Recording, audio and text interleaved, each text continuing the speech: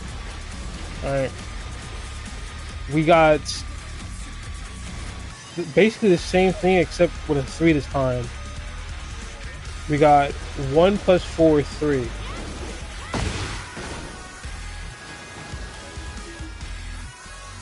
And that is a knockdown mid. The only difference is it doesn't have the 2. So you could call this a mix-up, yes. But this is only a mix-up if you're deciding that you're trying to duck the highs.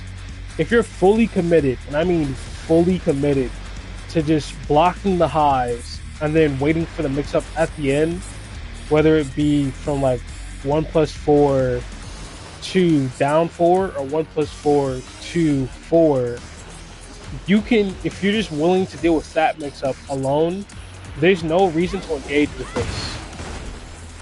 Because you're waiting for the second high hit to come out. That little right there. You're waiting for that to come out. And for her to do the like last hit. Which of course, again, this is Tekken. You can just, they can choose to just stop here.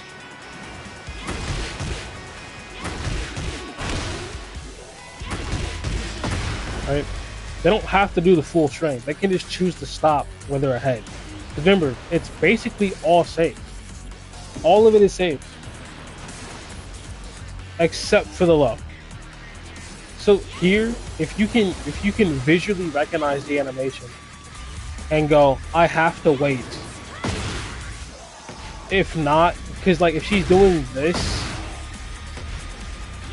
in the match, hell, even if she isn't, let's say like for example, she's only been doing these 2 mix-ups,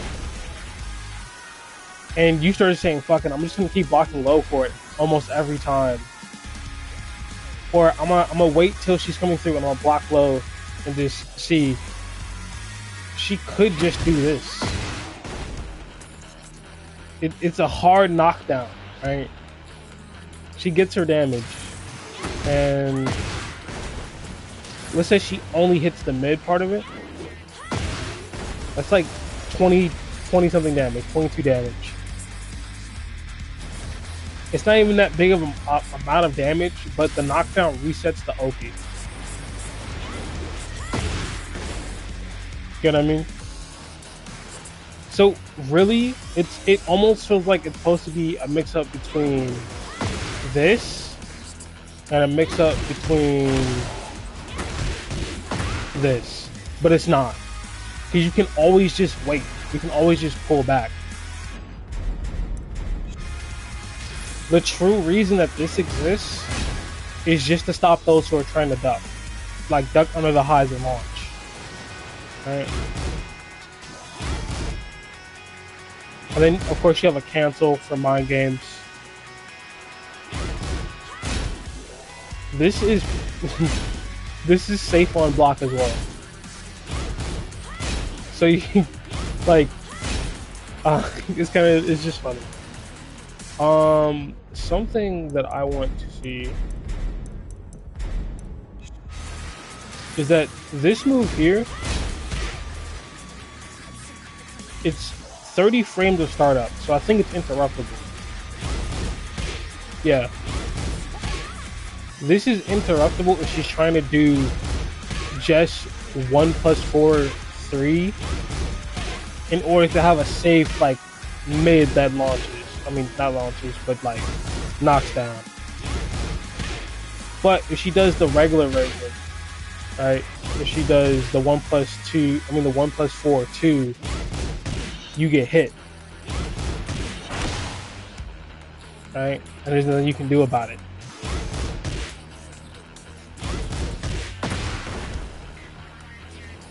So it could be a mix-up between the idea of like, oh, is he going to do the interruptible version, or is he going to do the full version that I can't interrupt? And the reason that we're going through this is to get the ideas of like how the kit works. So for my level where we're at right now,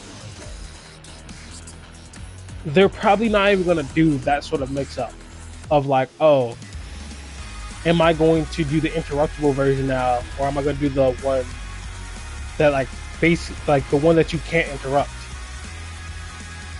And if I do that, I get to go for like the low for free because you pressed, and now I get to do the low, and you can't block, right?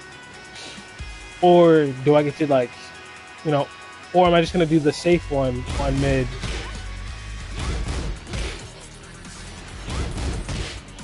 You know what I mean?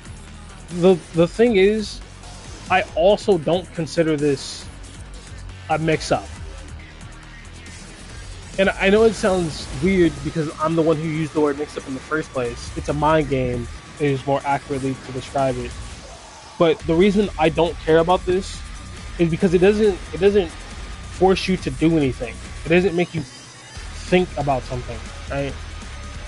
If this is used in order to stop you from ducking the other versions that are like 3 highs in a row, if it's used to stop you from ducking the highs, and their answer to that is to jab you out of it, and your answer to stop them from jabbing you out of it is to do the 1+4 2, like either string, then you might as well just hold back. Because like if they're just doing the safe version, what does it matter? They're not doing anything.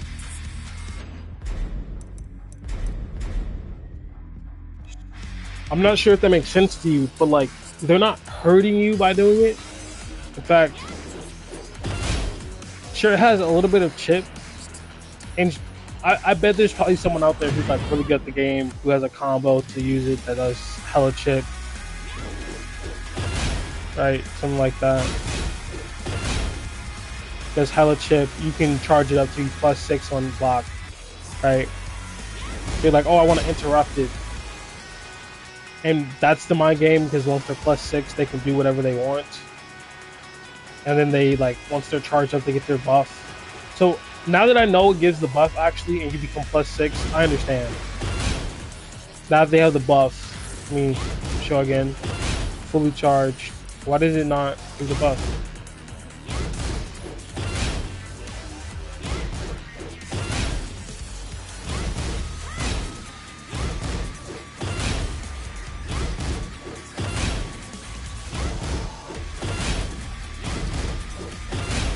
Huh.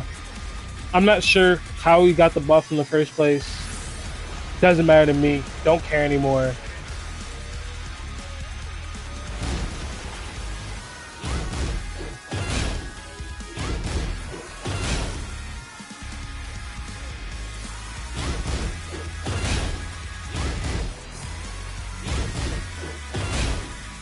It says hold at last step to power up.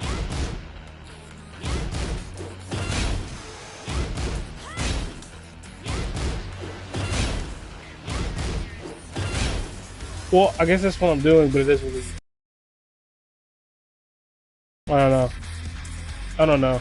I think truthfully, you can get away with at like lower levels just holding back and then taking the guess for the low, and then at higher levels where you want more, you can duck, and then they're gonna try to like mix in this version, and then like charge it up if they think you're not gonna respond. To be +6, so you can't do anything. You know what I mean? I actually, all these together, looking at them together as a unit, I think this is actually pretty decent. It's a very like specific like setup where you're doing this a lot, but to be fair, every Asuka player I've ever seen has been doing this a lot. So we have forward 1, 3. It's a 20 frame startup move. It's -7 on block.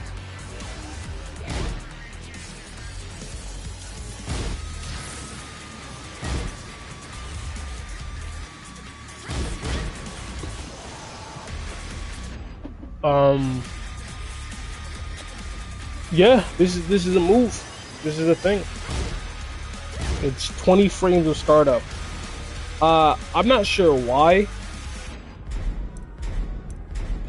but the game creators aren't stupid. They have their reasons. So let's test out. Forward 1. On counter hits, it's +4. On regular hit, it's +4. Okay, what about the second hit? We'll whiff the first hit and then hit the second one.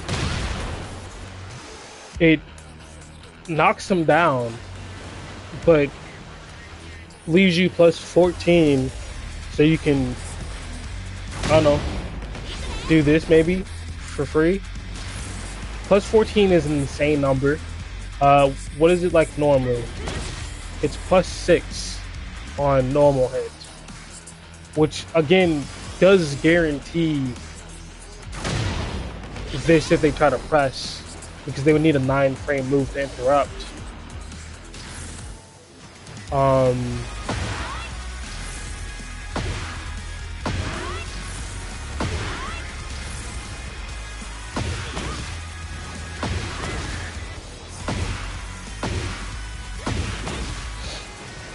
It doesn't launch norm. I mean, it doesn't knock down normally.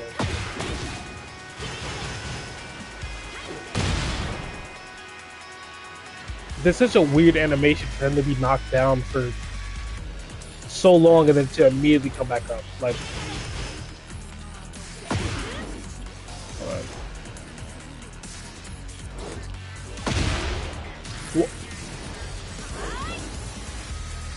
I don't even want to know.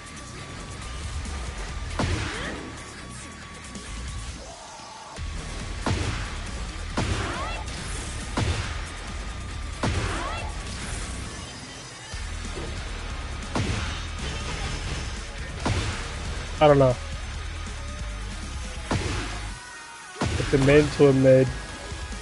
I'm looking for something significant about this, but I don't know. And that's another thing about, like, I feel like everyone has useless moves. Not useless moves, that's the wrong word. I feel like everyone has like moves where it's just like, I get why this exists. No, that's not even what I was trying to say. Like, this is safe on block, so you can test this. And if they're trying to challenge you, they get knocked down, and you're left with like a good amount of plus frames. 14 is a lot of plus frames, but like, I guess it's just one of those poking moves to be annoying. It's double mid, so you can use this to check and see. The reward for hitting it isn't that much either. I could be wrong about this stuff too. Like, there could be just some setup that I'm just not seeing because I'm so early. We have forward 1-4, which is a homing low.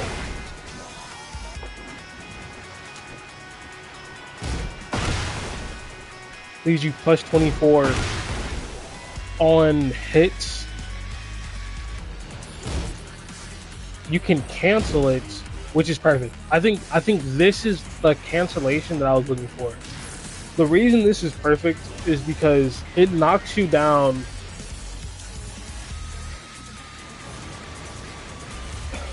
It knocks you down, right? And it's tied to a very identifiable move, this, right?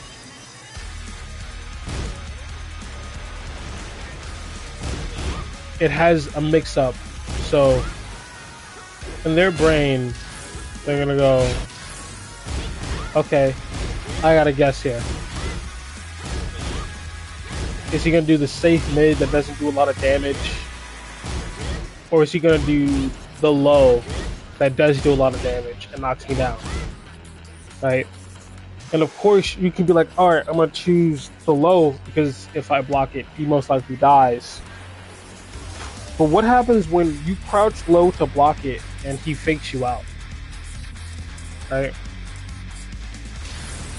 So in a situation like this,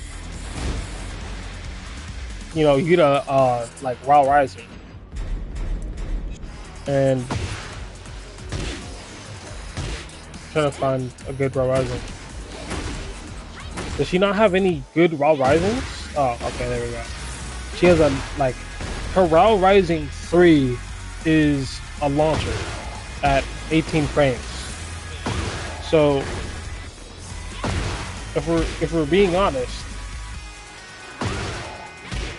she has a standard like launcher that's slow, yeah, but at the same time, you're still mentally recovering from the fact that like she didn't, you know what I mean? So she does it immediately, right, as fast as possible, which would be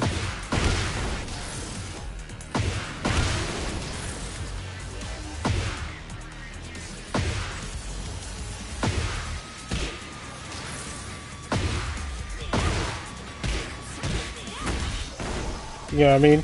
So like it can be done pretty fast.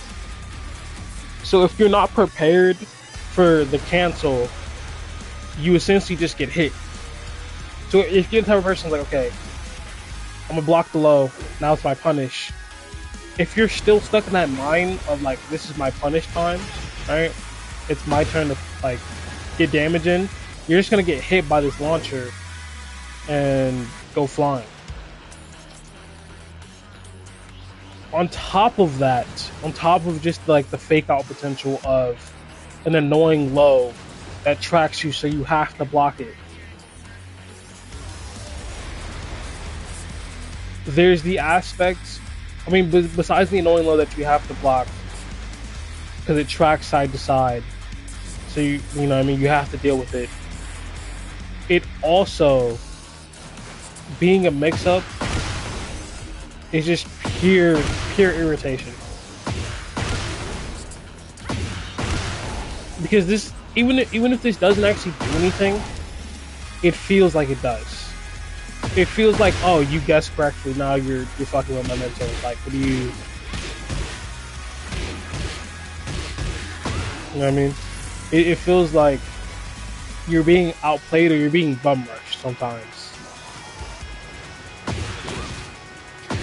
Even though this is basically nothing, and if an Asuka player like hits this, it's like, okay, I've just been hit.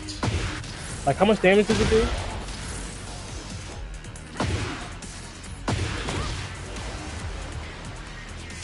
There's been like slowing going on. That's like 36 damage, which, don't get me wrong, that's 36 damage is a decent amount. Versus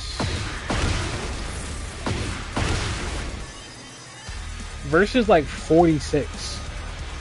So would you rather take 30 something damage or 46? And that's really the mind game of like, okay, I'm gonna block low because if he does the low, I launch him, right? And then the Asuka player can go, okay, this guy knows about my moveset. He's gonna be scared of the mid. I mean, he's gonna be scared of the low. I'm just gonna do mid. And the next time I do it, I'm gonna do mid again. Because guess what? 30 plus 30, well, like 30 something plus 30 something equals to like 70 normally, right? 70 damage off the mix up. Nice. That's a good amount of damage. And then next time she does it, she's gonna do the low. Because that's 40 something, and now like your health bar is almost deleted. In fact, let's visualize this. So display full health, right?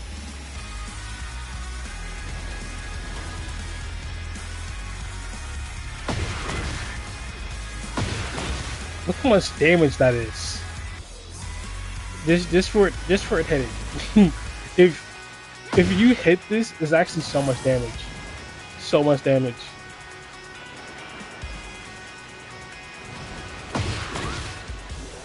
And I'm describing it as a mix-up, right? But it's only a mix-up if you establish their want to crouch. So I'm saying it backwards. It's not a situation where you lead with the mid. You have to lead with the low. You have to go this, right? Do it again, they're scared. That's so much health, right? They're at half health already. And then you just don't do the low, you do the mid.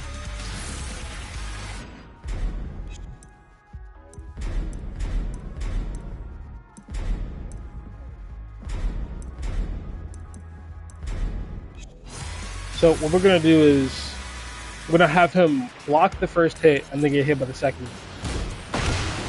It still does a lot of damage. Like, that's still a massive amount of damage. 3 of these and he's basically at half health. And then of course you can do the mids. Alright. It's a very high amount of damage to take just from a low like this. And sure, the low is reactable, quote unquote, and you can see this move coming and go, okay, he's about to do one of these options. And then you just duck and punish the low, because even though the mid is damaging, it's like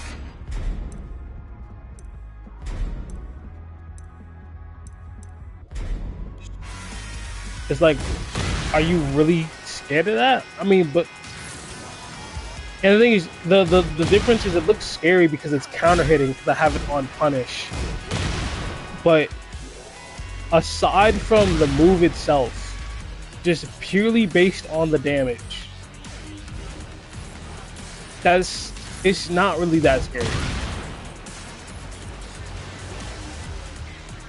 But that's more damage. Like, I know it seems like it's barely much more, but that means if you never block this move, right, all it would take is 3 of them to reduce you to half health. Right? 3. Just 3.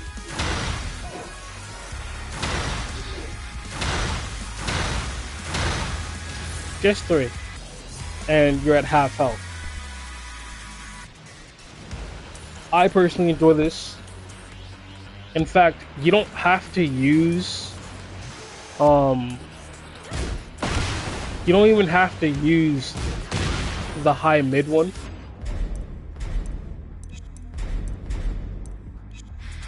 Because you can just use the fake out version of the low.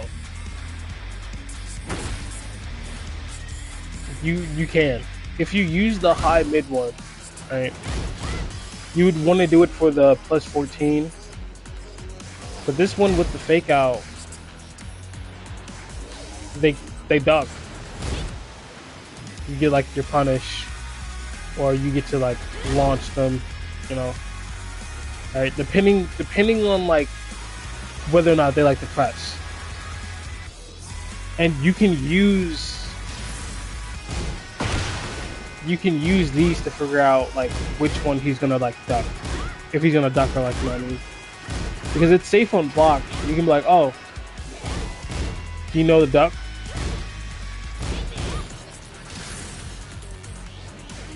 We have 4-2, which is the beginning part of the moves we were just covering. No, it wasn't. No, it's not. I'm a liar. 4-2 is completely different. This has a cancel into crouch state. So 4-2 looks like this normally, which is a 17 frame launcher. 17, 18 depending.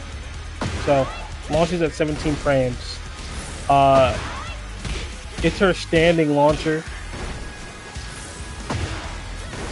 She has a 20 frame launcher and down back 2. And this is the part where I question what's going on.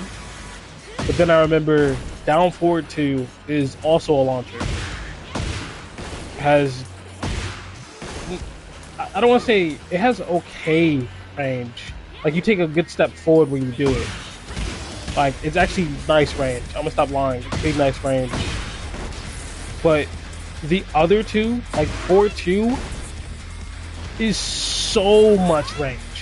Like, you're stepping in to hit them. And you can see how much it ducks down. Like,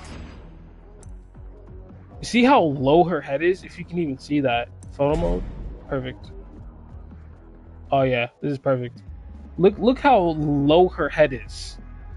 This is beneath Yoshimitsu's like jab range.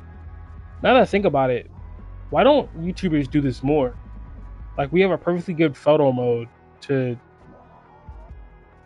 dictate or like show evasiveness. But you gotta remember, this is her ducking down to hit you with an uppercut.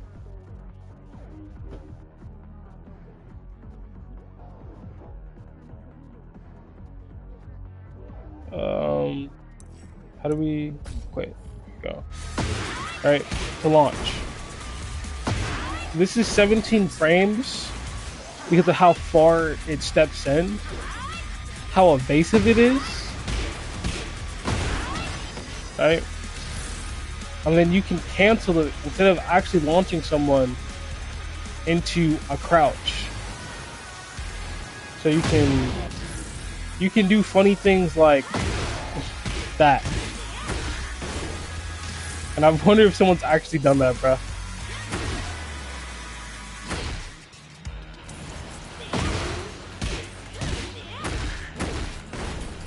Like,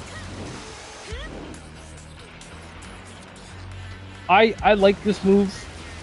It's objectively a good launcher. It's just a tad bit slow. Like it's a tad bit slow.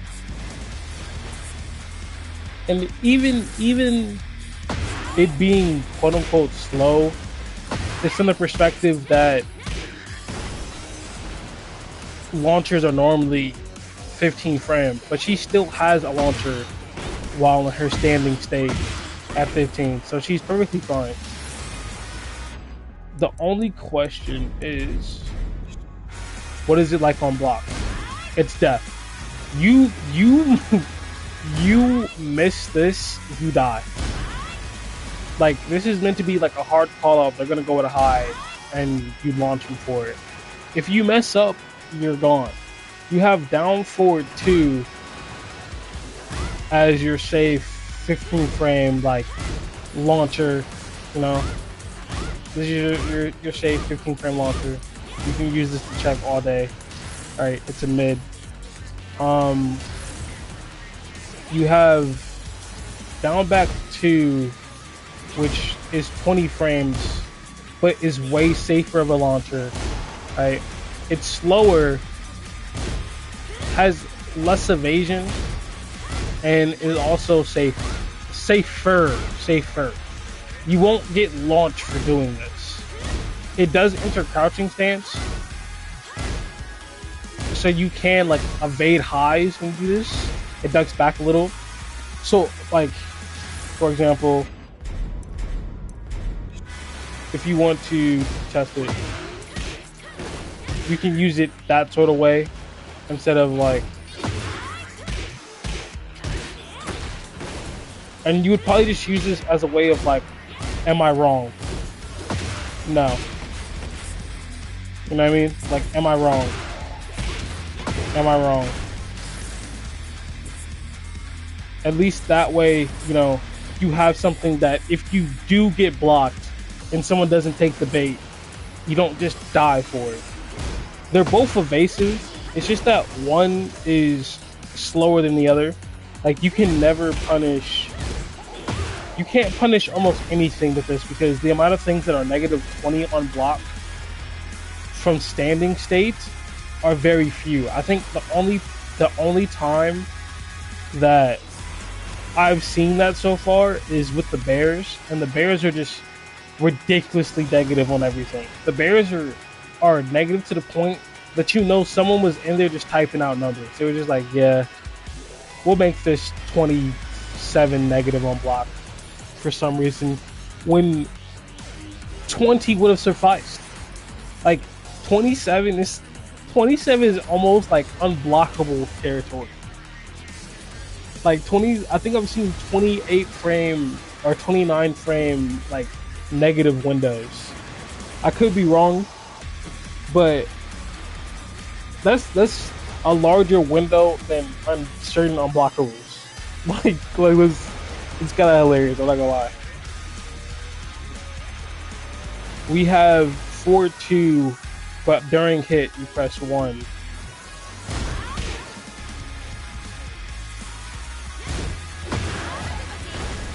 Oh, it's her buff. You gain Nawia Gusta. Naniwa Gusto.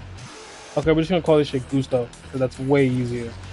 So you gain her install if you hit this and then press square. The thing is, I'm not with moves like this. I'm not sure why it isn't like an automatic install. Do you get what I mean? Like, why isn't it automatic? Oh, I think I understand. Because you give up the combo to use it as an install. Because if you get it and you activate it, you don't get the combo.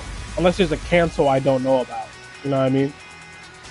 So you're sacrificing the combo for the install, if that makes any sense. Now, why would you do that? I have no clue. I have no clue at all. Like, wouldn't you just want to take your damage? Wouldn't you just want to, like, just do this?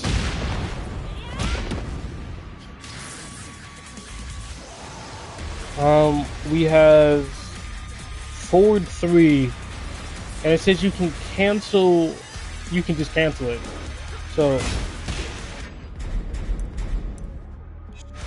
we can just do this.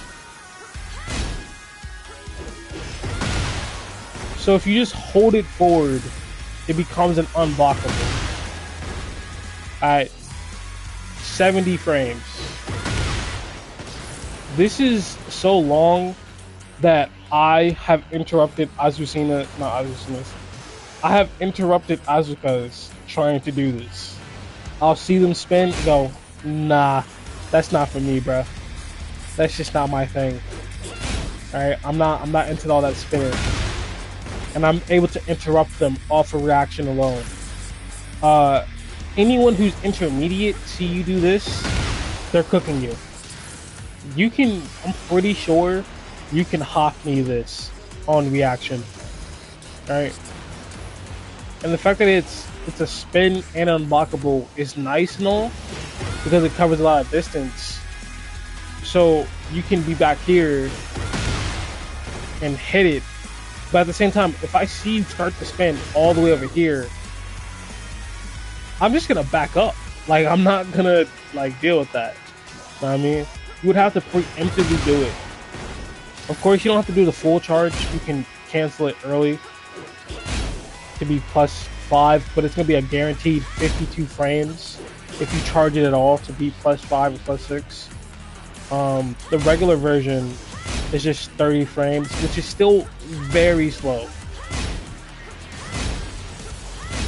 It's enough time to recognize something's going on and like either jab out of it if you're already pressing a button, or 2, just hold back. And it's safe, yeah, but something tells me most people are gonna go for the slow version that's +6. And if you're +6, remember, this is free. There's nothing they can do about it.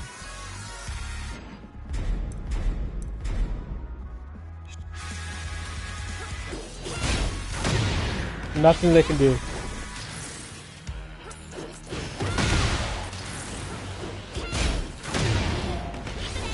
They cannot respond.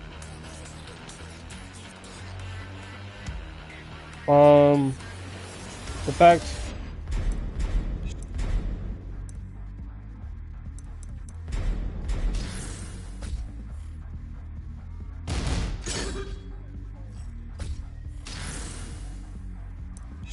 I want to see.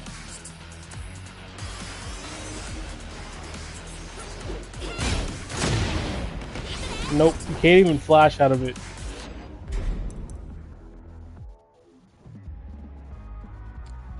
What we're gonna do is opponent heat activate.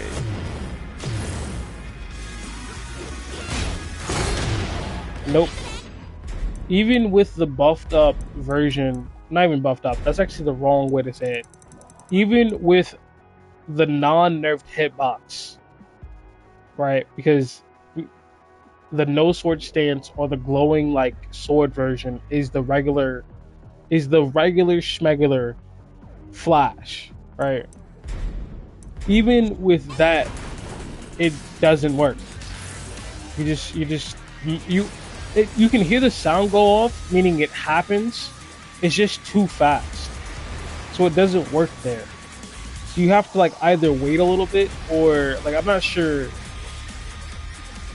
because in theory that's 8 frame flash because he was in heats plus the 6, which is 14 frames, and this is 15 frames, so it should have worked, but it just didn't. Oh wait! It's it's 8 plus 6, 14 versus a 15 frame. I don't know.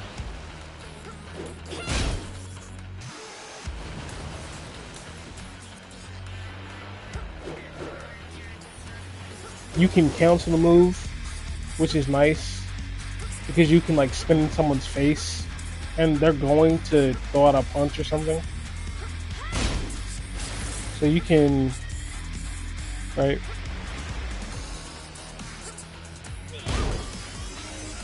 No, do your thing. You have forward 4. It's a homing move, safe on block, 19 frames. It's a high though, so this can be ducked. You can't just spam this out here over and over.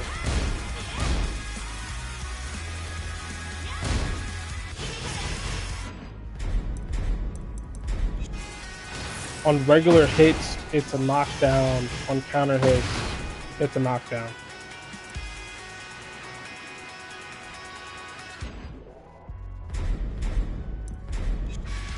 Alright, we have forward 1 plus 2, which is the armored heat engager I've been using, right?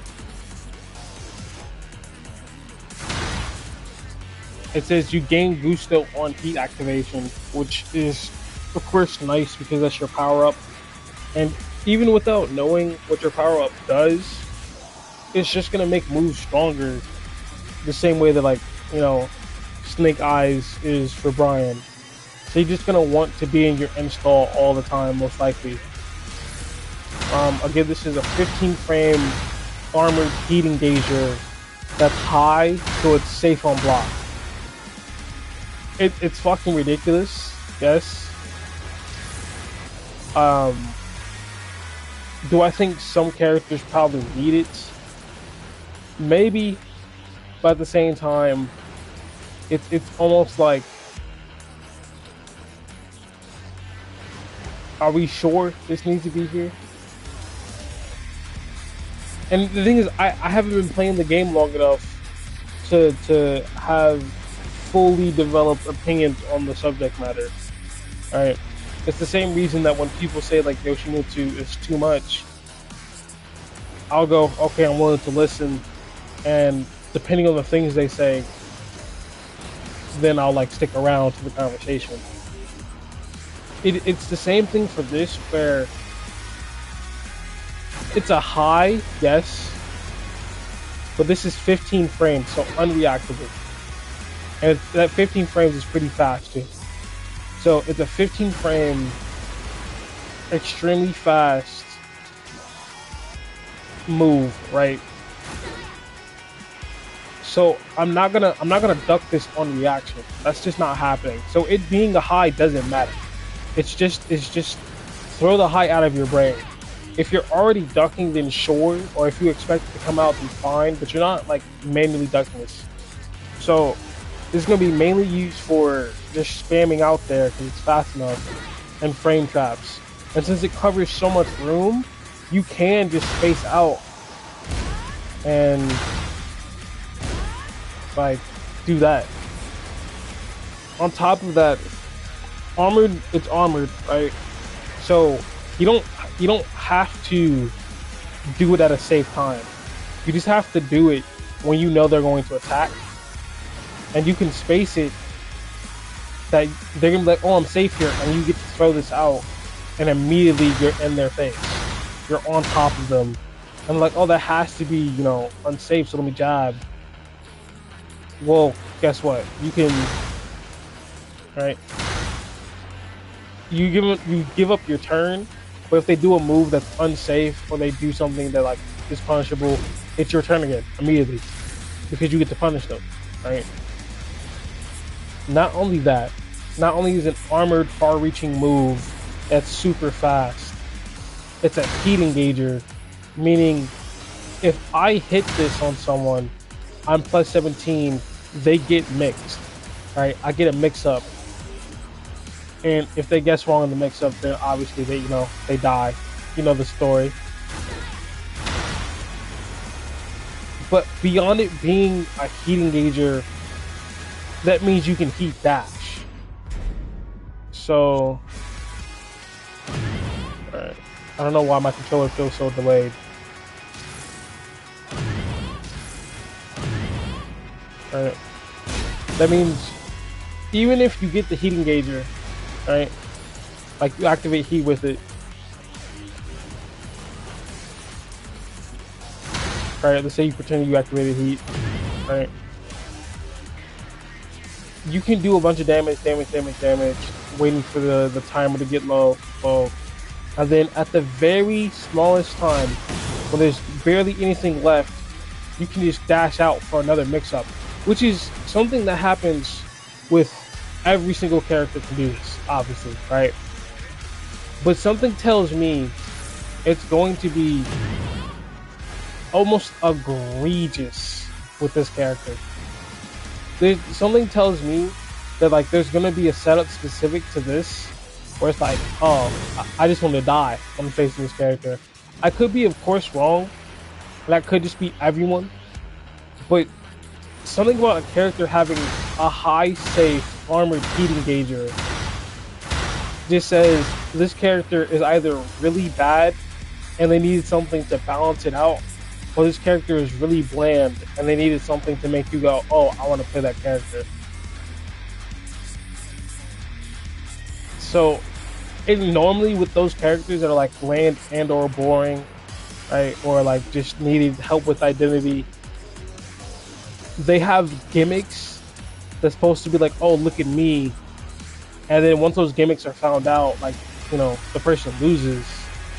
I mean, the character tends to like fall off in success. But like, if the gimmicks were who they were and they no longer work, like think about Paul. At the lower level, Paul is super fucking annoying. He does tons of damage. Right? His strings are definitely weird looking. But once you know them, what does he really have? Like, he just has like poking. He just plays poking. So imagine Paul without the gimmicks. That's essentially what I don't want to like run into, which I'm guaranteeing is probably gonna happen anyway. Do I think this move is good? Yeah, of course. Forward 3+4.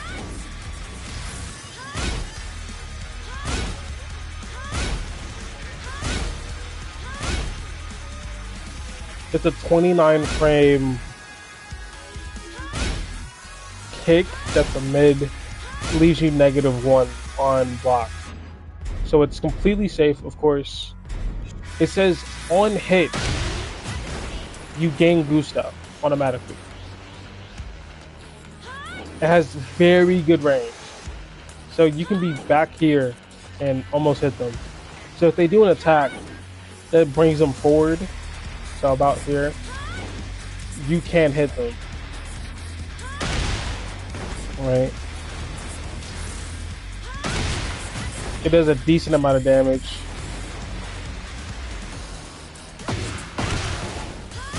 Right? You can catch someone on wake up pressing buttons.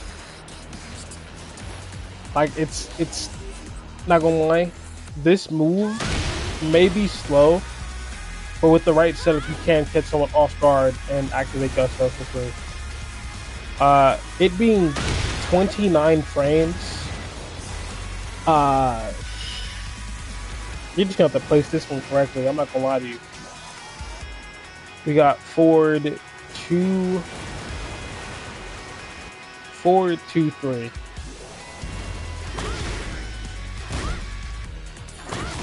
Let's see what this looks like. No, I'm doing it right.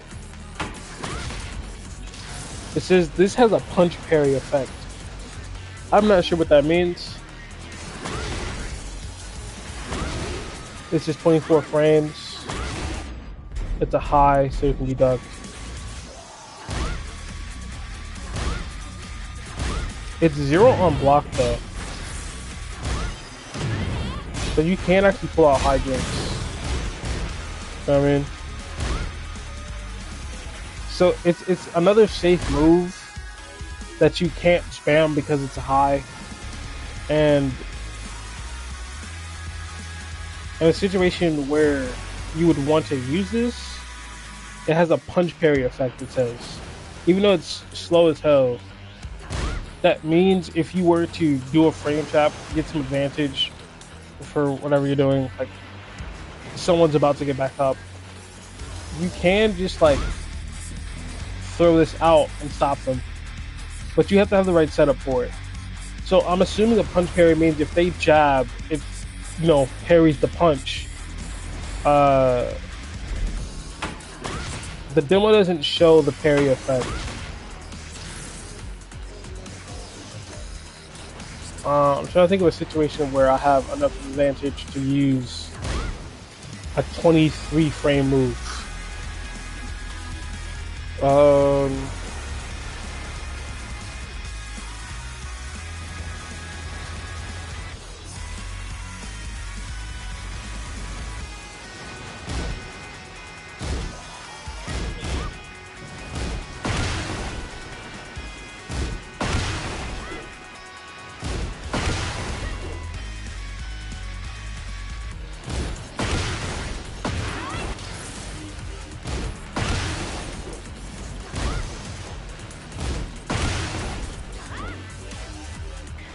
Oh no.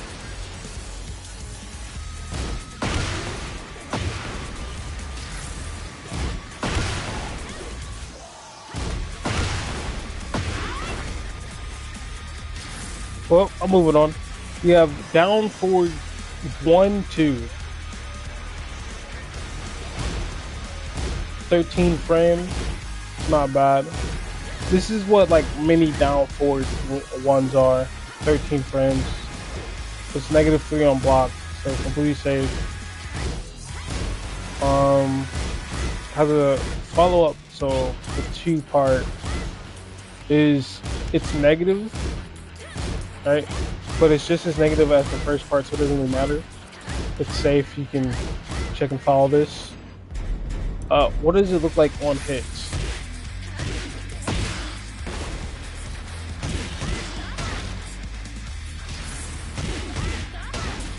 Actually does so much damage. This is like 52 damage just for hitting this. So it's a 13 frame, like, right in the first part. The question is it guaranteed? Because if this can be used as a 13 frame punish and you get the follow-up every time, then this is like one of the greatest 13 frame punishers I can think of besides like Perfect Electric. Why does my controller feel like such delay? I don't know, I feel like there's delay going on my controller. Hold on.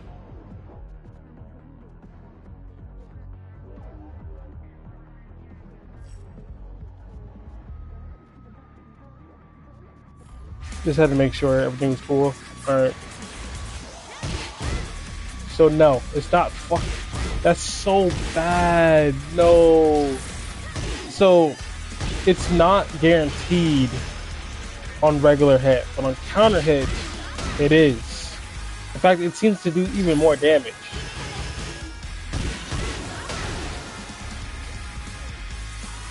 It does 54 damage now. Yeah, it does 54 damage instead of the...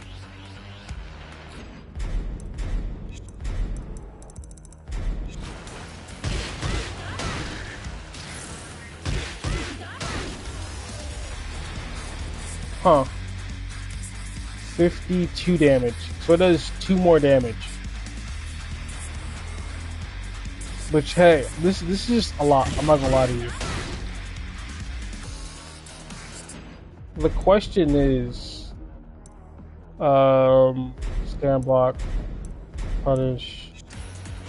The real question is, where's the damage located? Is it because it's most likely the second hit is doing all the damage?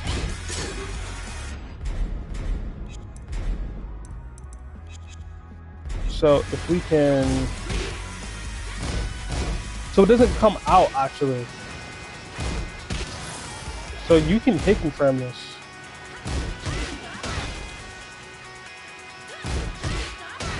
Yeah.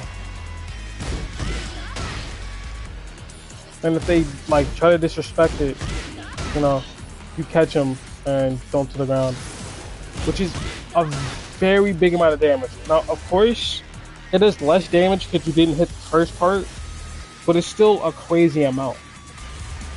Like that's what? I think my math was off earlier. Hold on. So we're gonna do display. Opponent, no. Player attack information. Yeah.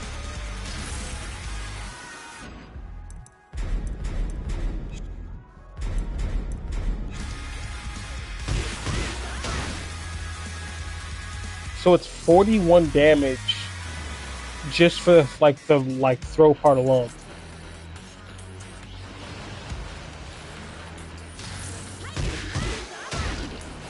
That's actually crazy. You gotta remember there's this hit here. This is doing damage, and then the throw is doing 41.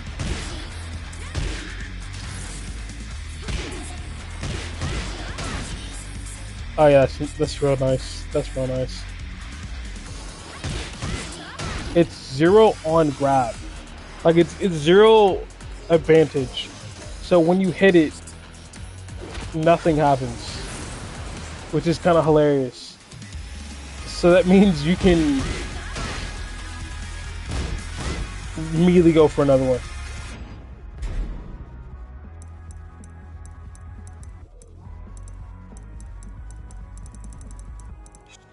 I don't know, it feels like there's delay in my controller. I don't know.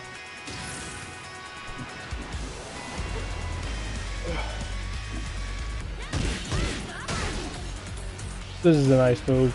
I really do like this.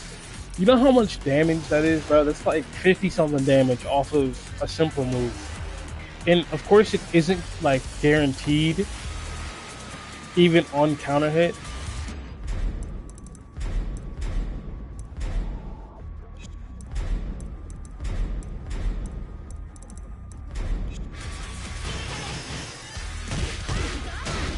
Whoa, hold on.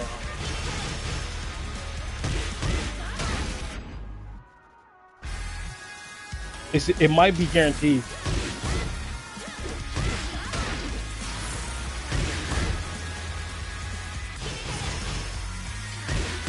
It is guaranteed on counter hit. Oh, that's beautiful. On counter hit, it's guaranteed. Oh, you don't understand how beautiful that is. That really means you could like key charge here and just throw it out. Just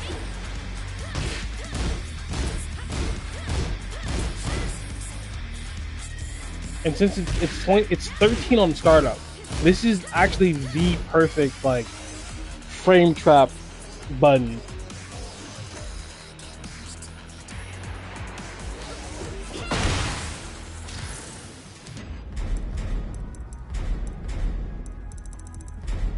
This is the perfect frame trap button.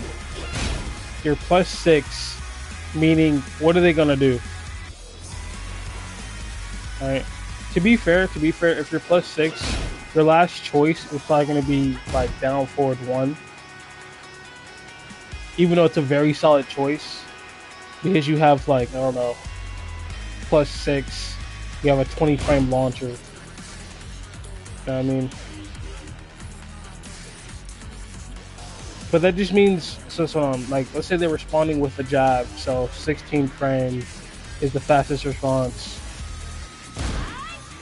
Probably just gonna do it like an evasive move there, or you know, I don't know. I think this would actually be the best option then, because you get a guaranteed 50 if they do press into it, and if they don't, like, so what? You know, you don't actually lose anything for doing this. So you can actually check. In fact, this is a way better check than no, because it's only on counter hit. So we just need to test something. I need to have it crouch, block, and step. All right.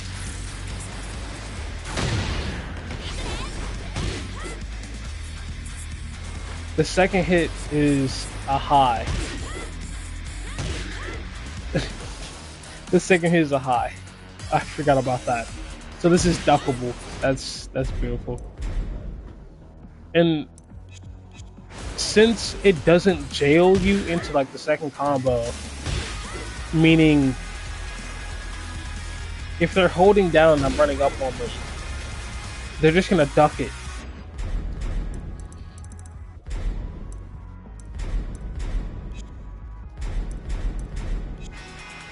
Alright, bro. I'm trying to think of a setup where that would work. This setup, like the down forward 1-2. This move, this string. Of course, frame traps are always they're good in the sense of like understanding how to play the game.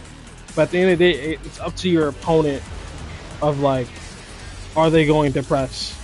Because if they don't, then you know you're never gonna hit the move. And for situations where it's a rock paper scissors game that depends on what your opponent did before, she choosing the wrong choice does actually choosing the wrong choice does actually affect whether or not you succeed.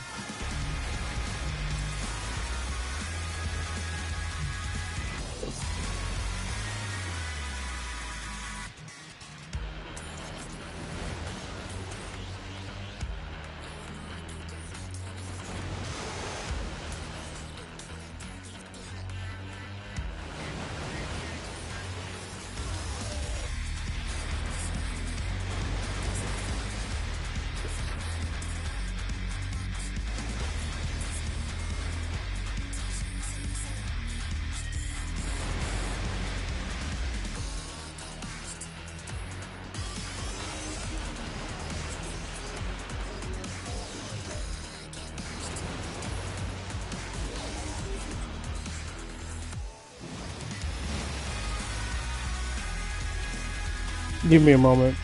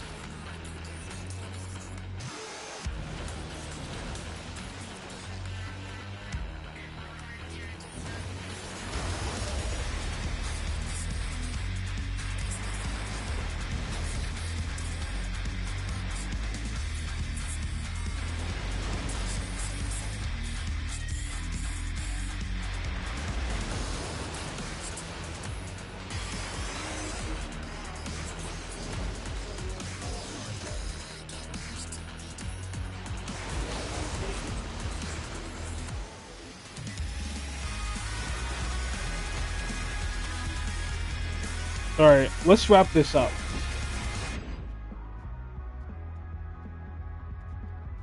It's already been 2 hours and I've gone nowhere. How do I spend so much time doing basically nothing? Listen, we're gonna speed blitz these moves, alright? So we got down forward 3. It's a 20 frame kick. It's safe on block like everything else she has. What was that? Okay.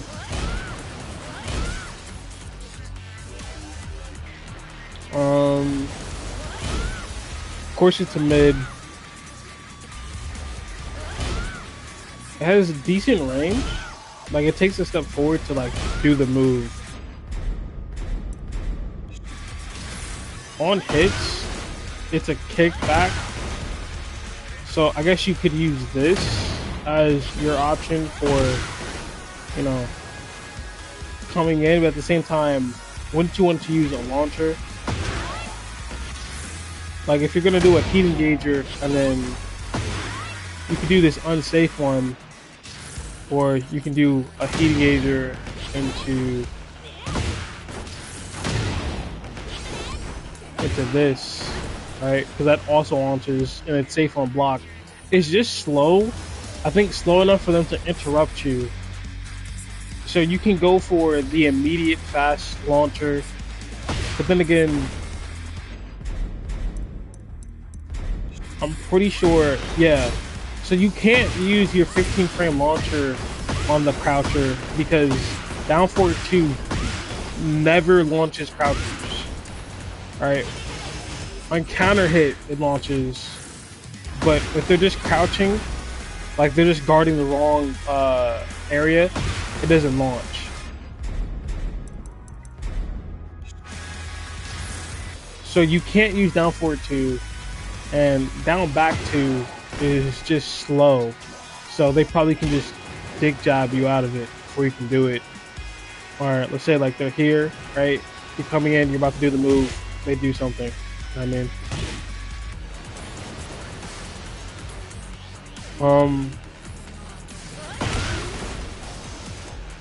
I think it's just a good like move for, you know, controlling space. You throw it out there, run in, and then most likely like the rest of her moves, wall splats. Like I feel like all her moves wall splats. Like her goal is to be on top of you and have you out the wall. We have down forward 3+4, which is a 28 frame homing low. This looks like a snake edge because 1, it looks like a snake edge. 2, it's homing like a snake edge. And 3, it looks evasive. Yeah, this is a snake edge. Like, you can also do this by doing 3, 4 and do like the slide motion. If you press them very fast one after another, it does it. So you can be like bullshitting around, right? And do it at like tip range. Like,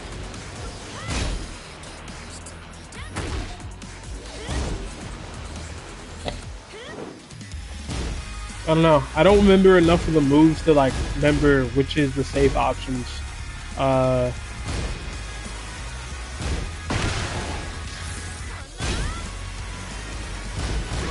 There's that. Gives up your turn.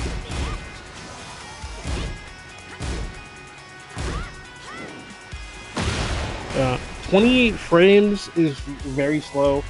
Slow enough to spot. And since it's a snake edge, if it gets blocked, you know, you just die. In fact, crouching block, I think.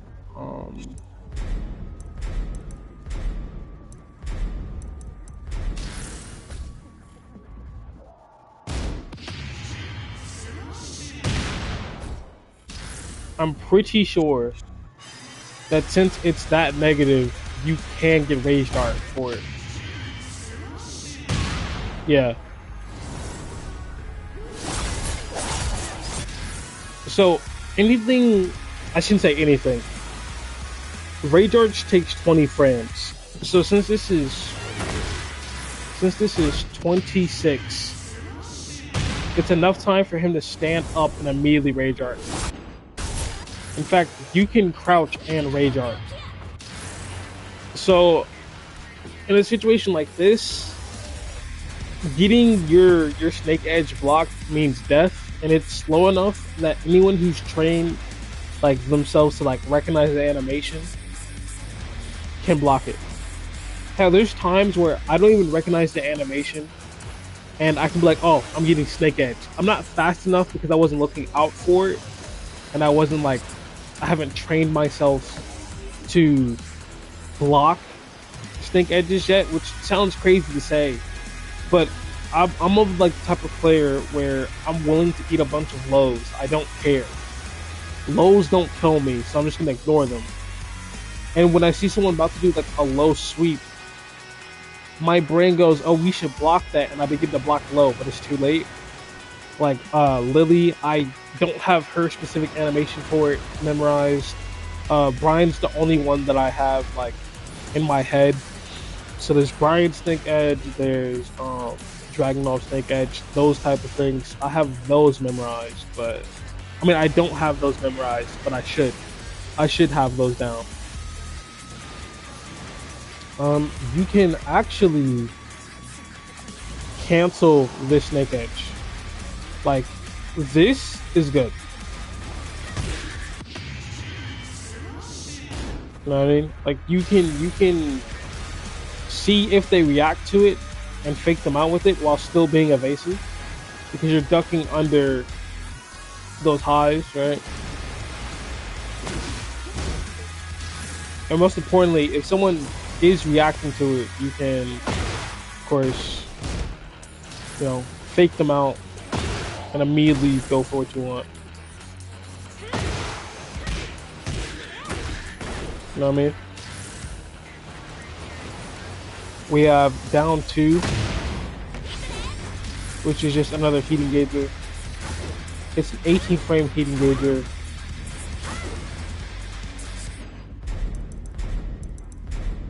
Alright.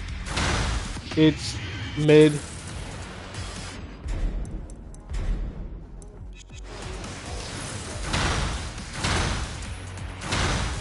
It's safe on block, which I'm not sure how I feel about that.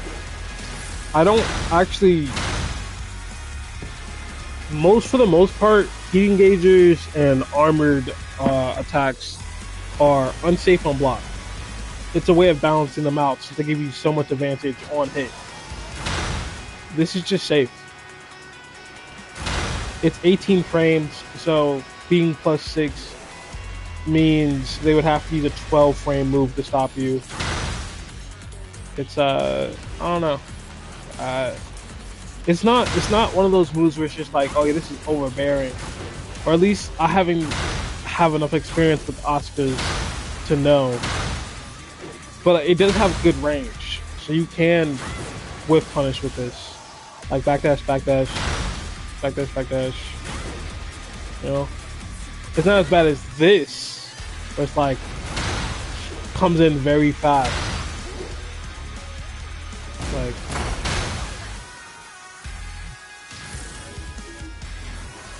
we have down 1+2, which is a it's a 20 frame low, right? It leaves you +11.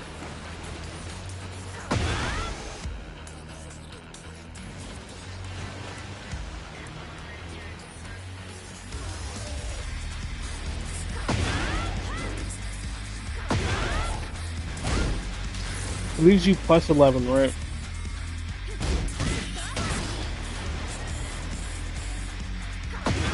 And I'm trying to think of like ways to use that frame advantage, but I don't understand quite yet. You can do this from crouching just with 3+4. I mean, just with 1+2. So if this is a low, right, and all you have to do is access, crouching, all the moves we've been learning so far have been teaching us how to enter crouch. Like, for example,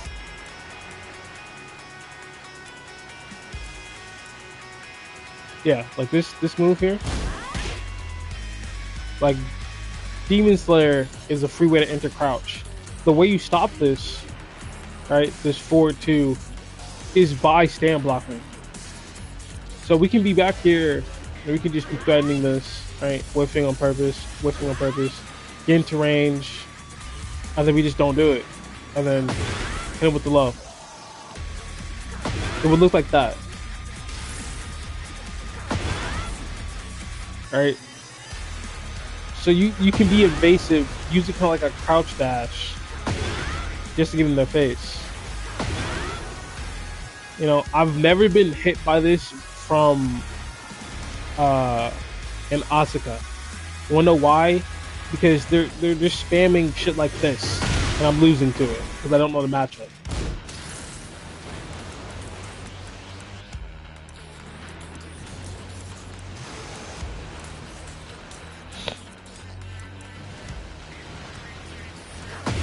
It's a pretty far-reaching like blow. Like it hits from here, right?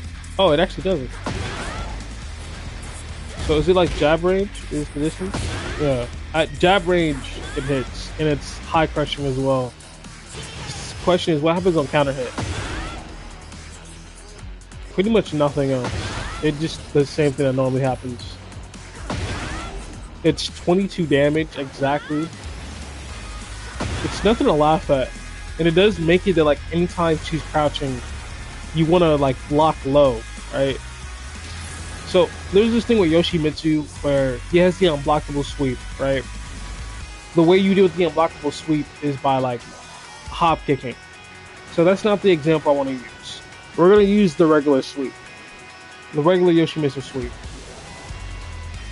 To stop that, you have to block low, and if you do, you get to launch it. But he also has a way of launching you while being in crouch. So he can, from crouch, threaten you with a launcher, right? And also threaten you with a low sweep. And you have to figure out which one he's doing. This is the same deal, except it's not as extreme. Because this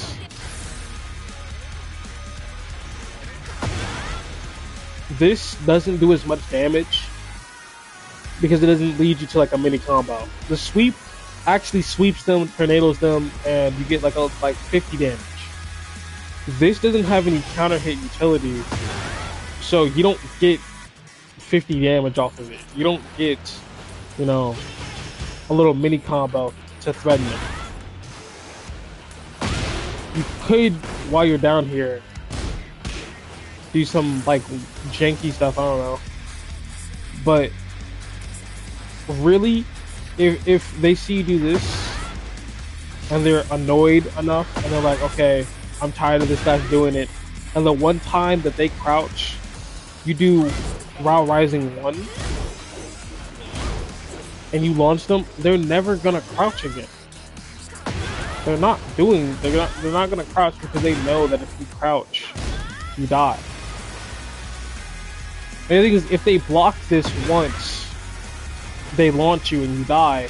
But at the same time, do they really want to risk it? Because who plays Asuka?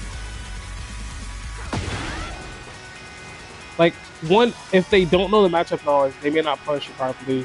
Two, if they do know the matchup knowledge, like, they're not gonna want to, like, you know what I mean?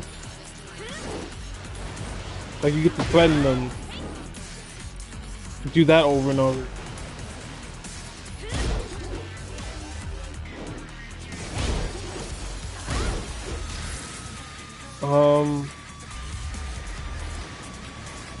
We have down 3+4.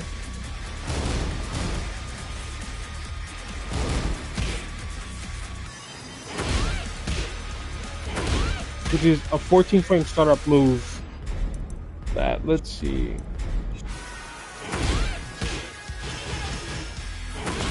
Which launches on counter hit, right?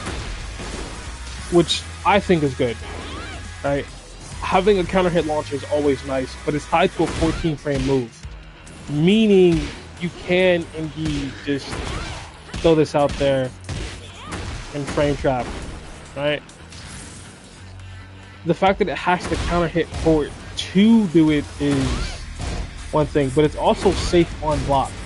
Like I'm pretty sure there's been times where I was in a match, and because I don't know the matchup, I've seen this move and I'm going, yeah, that gotta be negative, right? No, it's not. The thing is, it's hold on. It's a low high. It's a low high. So I'm not even sure how you would react to this. So the first hit is indeed a low, right?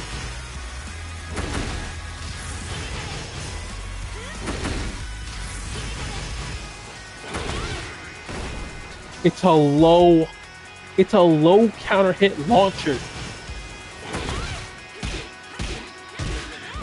Guys, you gotta process. It's a low counter hit launcher. That's 14 frames, so no one's ducking the highs. Like, this is crazy. Like, I'm supposed to duck that. Like, I'm supposed to, like, immediately recognize that it's the jumping move. I'm pretty sure someone could probably, like, actually duck this with enough practice, obviously. But it's a 14 frame counter hit launcher where it goes from low to high. The low part is the start of it, and when that part counter hits, you get launched.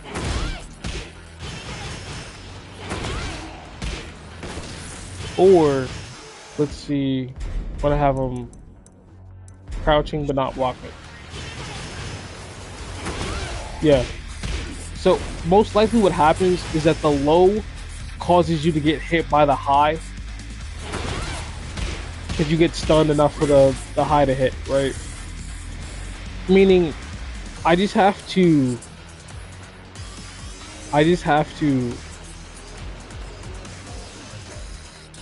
catch you slipping with the first part to launch you. And I know it doesn't sound crazy, but it's a low. It's a jumping low. So this is her hop kick. She has a 14 frame hop kick, right?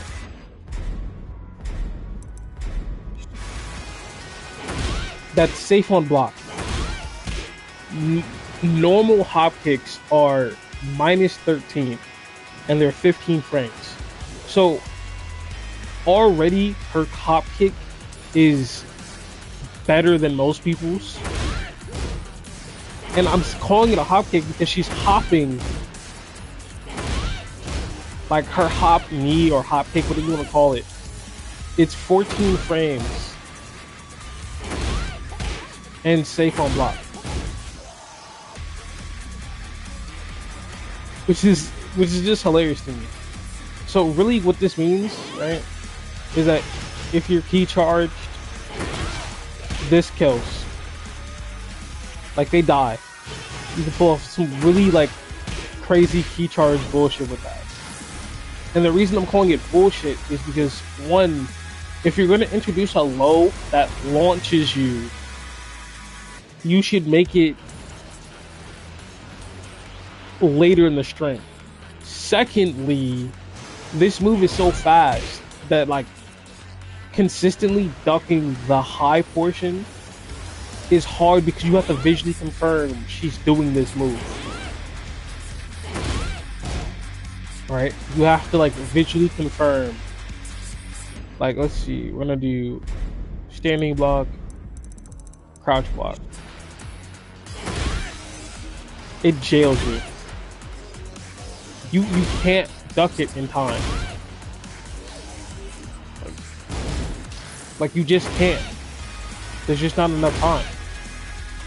Meaning, it doesn't matter. I have a safe, annoying, spammable, like, oh, it's It's listen. Just process what I'm saying.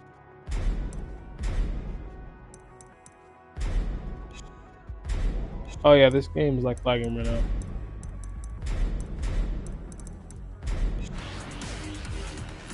This move is a low. It's a 14 frame low. On block, it's 25, meaning if you block this low, you can rage art, you can launch, you can do whatever you want. She can't fight back. But if you're stand blocking, it does no damage to you and it's safe on block. Right? It looks like a mid to high, but it's a low high.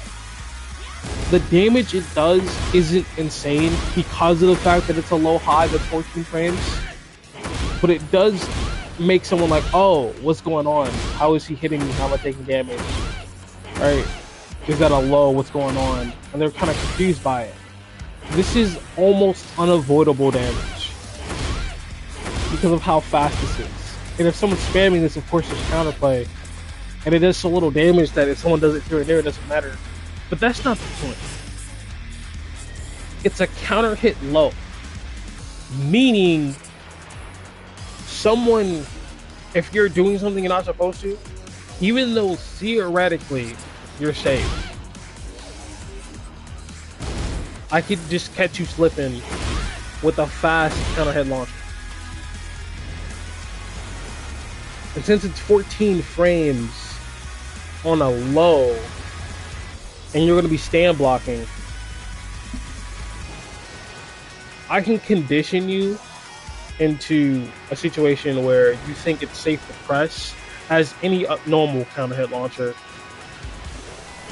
Or you could just be taking your frames normally, right?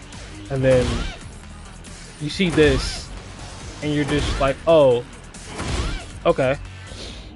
Like, I'm obviously overstressing it because effectively it doesn't matter.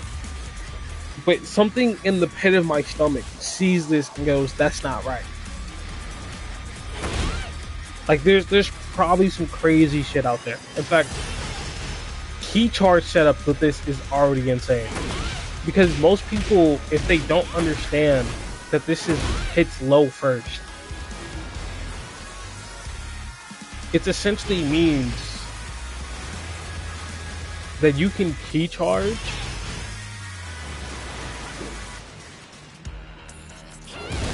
like you can key charge back here, right? Come in, launch, key charge,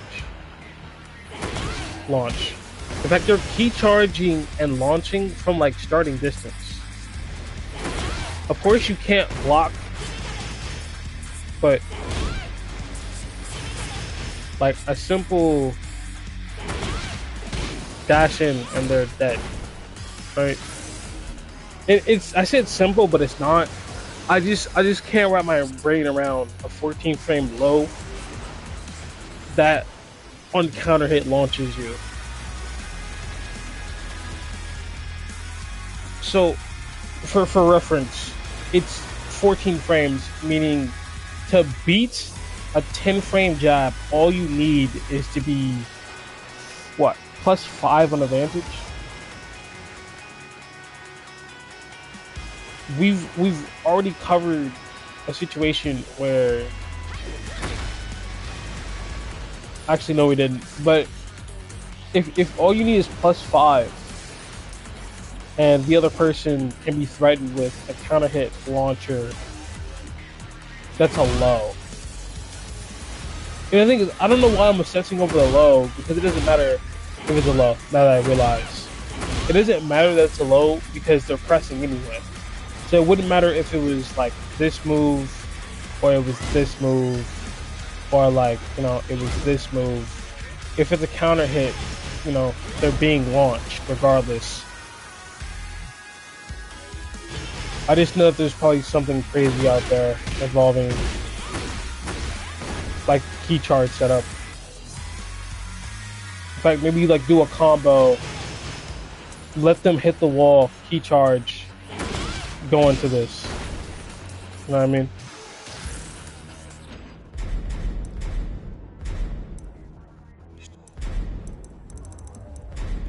Like it's probably something like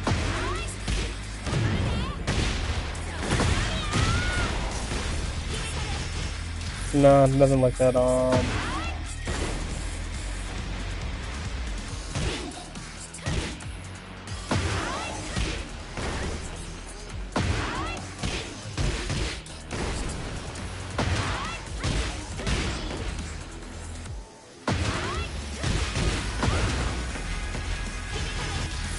Yeah, it's gonna be something like that. Something simple. In fact, full screen should work too, where you just go launcher or like launcher, tornado them, key charge. But you have to do it fast. You have to do it faster than that. So launch, key charge.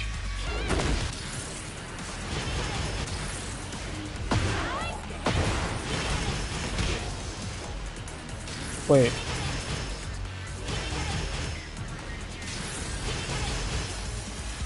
Okay, I had to make sure something weird was happening. Launcher, tornado, key charge.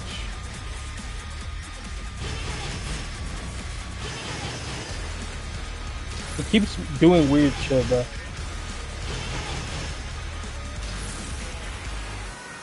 I don't know what it's doing, but I don't like it. Launcher, tornado, key charge. See what I mean? Like, why is it going in for a grab?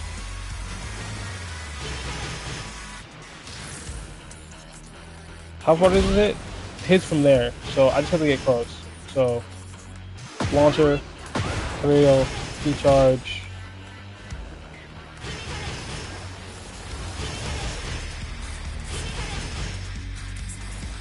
What?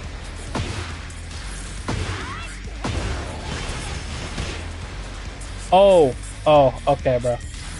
So, I don't know why, but like after a specific sequence, it just does it automatically.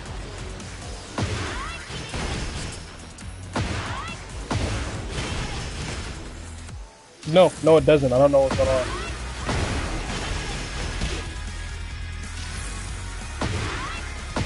Maybe I should do another one.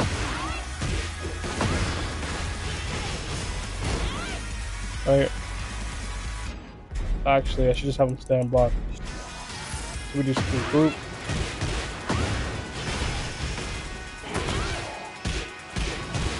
See? And then you get like whatever full combo. So you do a full combo, let him hit the wall, key charge, do that move again because it's a low and they don't expect it, and it looks like a fucking cop kick. They're like, obviously they have to go, oh, he's key charging, he's gonna do the setup. But if you've never seen the setup before, you lose to it. And you're like, oh, but that's what it's like with every character. Bro, imagine playing the game, right? Where you're in a situation of this person is key charged. I have to choose between crouching, which kills me, and literally, like, I mean, I have to choose between, like, standing, which we already covered is guaranteed death because of this fact is a 14 frame low. And he's already key charged, and he's already starting to move up. Like, he's already gonna do it. I have to choose now, or I die. Or it could simply be, I don't know, a 15 frame launcher, a 17 frame launcher that's evasive. So if it's like, oh, I need to throw out a button really quickly, or better yet, he could key charge. He could key charge, right? And then simply just choose to, like, I don't know, do that. He could key charge and then do that, which is already high enough damage as it is. Like, if this is a guess for game situation, 54 health is like enough to kill you. So you have to guess between, let's say, make it easy, between down forward 1, 2. Right, dying between from this or dying from this, which is genuinely insane. Like, it's actually crazy. And of course, at the highest level, it's like, oh, like this isn't actually gonna like do anything. Pros are gonna be fine. I'm not talking about pros. Pros aren't gonna watch this. This isn't a reminder for a pro. This is a reminder video to myself in the future that, hey, you can do this setup. And what are they gonna do? And if they crouch because they expect you to do the low, 54 damage.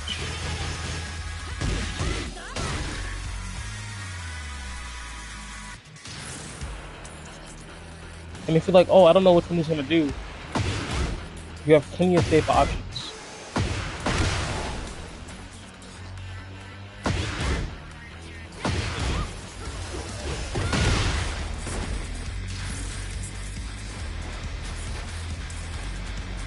We have down back 1.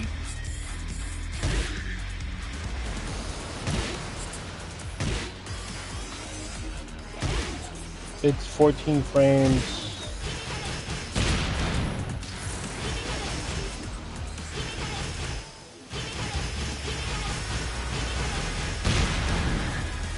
Oh, that explains that. It's a key charge tackle. That's why I was doing it before. Alright. On key charge, it is nothing. I mean, you get more frames than normal. No, you always get 6. So, it's just a standard mid check that gives you plus frames. So actually, this is what I was looking for. So essentially, what you can do is you can heat engage mid check, right? And then if it goes up like, oh yeah, let me have him not block. So it's like heat engage mid check, and it's like, okay, I did hit him. I'm plus 6. Well, guess what? Guess what mix you get to do now? Because this is a 14 frame move. This is a 13 frame move. So you get to choose between those two. You know? You get to make the choice. Alright? So if they try to interrupt, you get 54 damage guaranteed on down forward 1-2. You get 54 damage. And if they choose wrong and you choose the low, you get like easily like 60-70 damage. The thing is, I don't know any actual combos, so I could be wrong, but something tells me that there's no way you walk away from a combo without 60. Easily. Like there has to be crazy damage on the board for this character. So let's do that in real time. Actually, I want to have him respond after the second hit. Or do punish? Alright.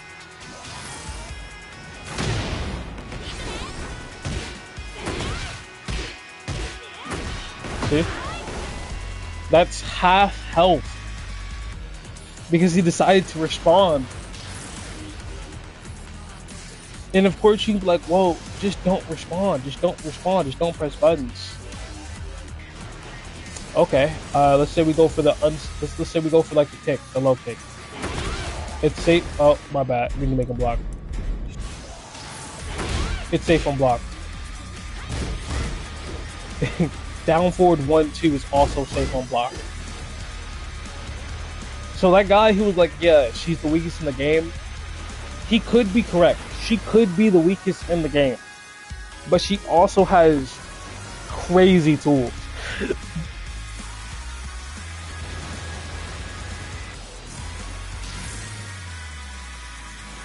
So we're gonna have him unblock And we're just gonna follow through the normal progression, right?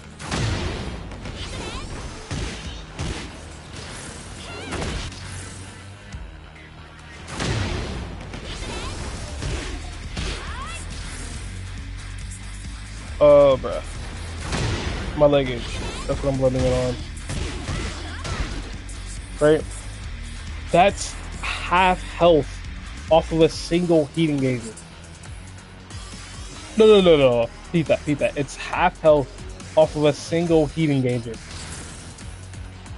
Do I want her to be changed? Honestly, nah. I don't care. I just don't care.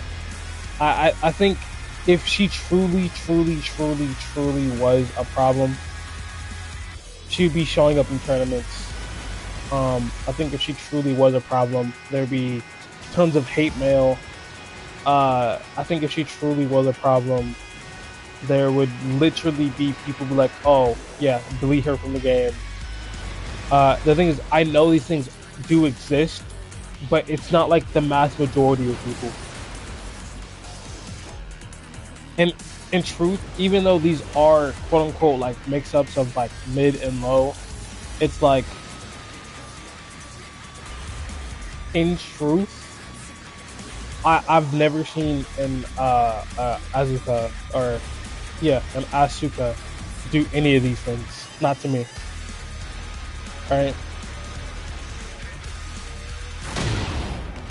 Like I'm the one who's coming up with this like this setup. Right? And let's say like they go for the counter hit setup to see like are you pressing and they fail. You can always just go again. You can always just press it, like do a heat dash and try again. And you could die, but at the same time, you could win. You could, you know, kill them. Like,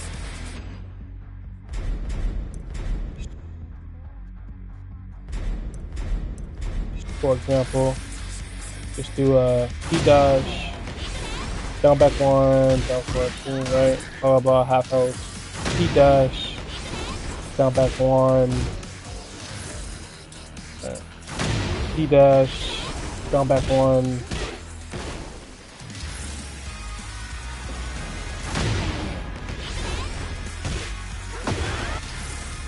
heat dash, down back one.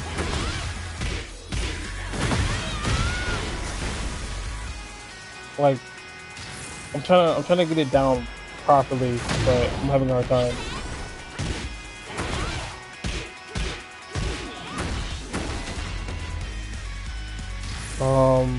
I want to get to 50%. We were basically there. We're at 91.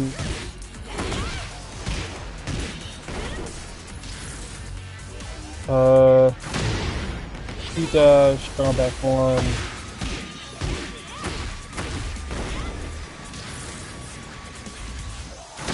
Heat dash, down back one. Launch. Good. And the thing is, it doesn't seem like a lot of damage, but you gotta understand, you have like this much health left, which if you don't remember, all it takes is he blocking? One down forward, 1-2 to basically kill you. So if we do that one more time.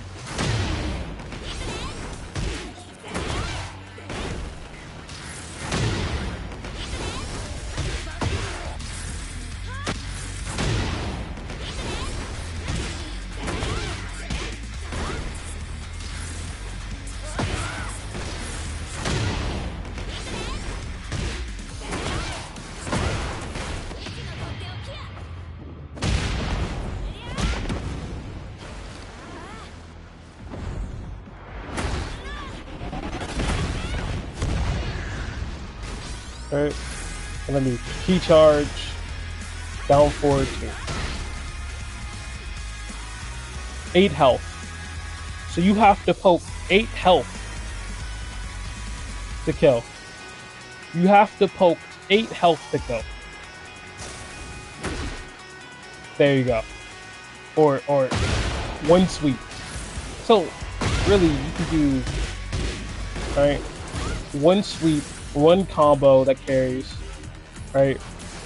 Then heat engager, down back, launch, and then if I can ever figure out how to tornado, right?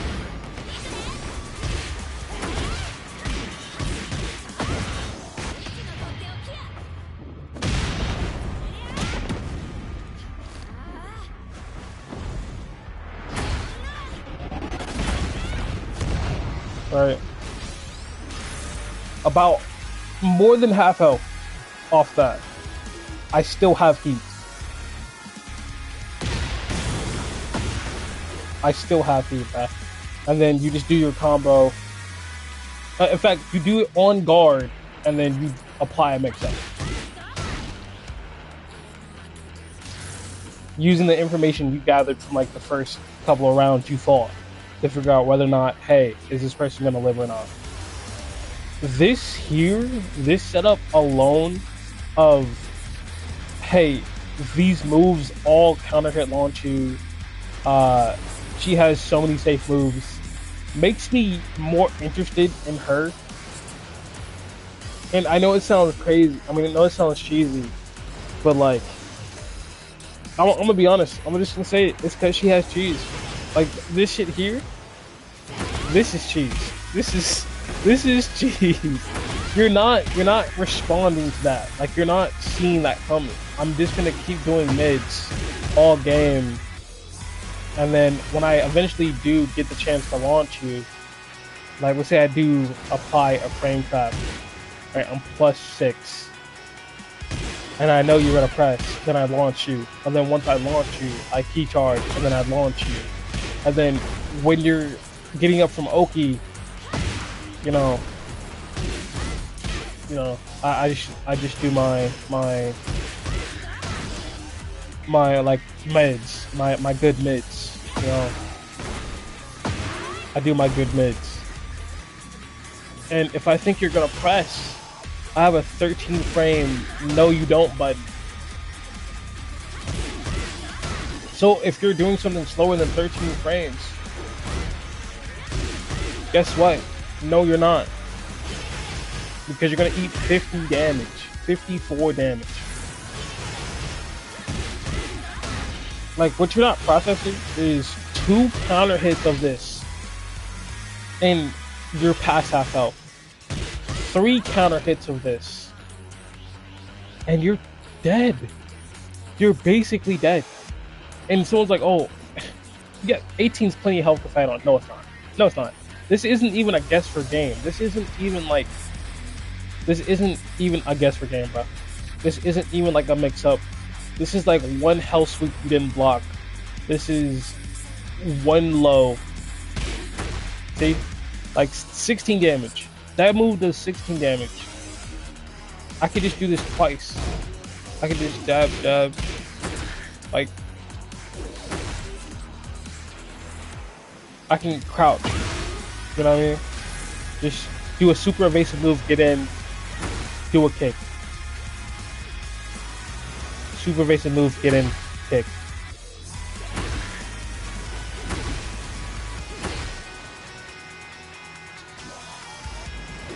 Right? I can even throw. His throws do hella damage. So yeah, I just having a move that if it hits is +6 is nice. But on block it's +10. I mean on -10. So you can do this and you technically are unsafe. But if you're doing this, right, and it's -10, so the opponent can jab you, it's programming the opponent that they should be immediate timing. They should be constantly trying to, you know, throw hits out there, throw their jabs. And if we're a counter hit character, why don't we just take like a jab worth of punishment? Like, hold on, let me see. We're gonna.